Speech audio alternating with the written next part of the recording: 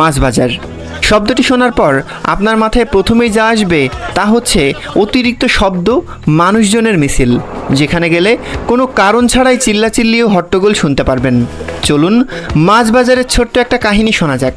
খুব ভোরবেলায় জেলে অথবা মাছ চাষি মাছ ধরার কাজে লেগে পড়ে।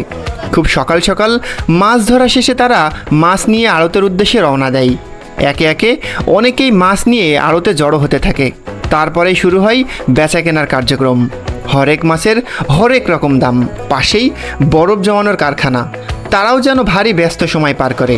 একের পর এক বরফ, যেটাকে আঞ্চলিক ভাষায় পাটা বলা হয়, কিনে সেটা আবার সুন্দর করে মেশিনের সাহায্যে ভেঙে মাছ সংরক্ষণের কাজে ব্যবহার করছে। একজন থাকে যে মাছ নিলামের কাজে ব্যস্ত থাকে। সে দাম বলতে থাকে। সর্বোচ্চ দামে আগ্রহী ক্রেতার কাছে বিক্রয় করা হয়। চাষিদের কাছ থেকে পাইকার, তারপর পাইকারদের কাছ থেকে খুচরা বিক্রেতারা কিনে গ্রামে অথবা বিভিন্ন জায়গায় বসে বিক্রয় করে। চাইলেই বাসাবাড়ির জন্য যে কেউ সর্বনিম্ন 5 কেজি মাছ কিনতে পারে।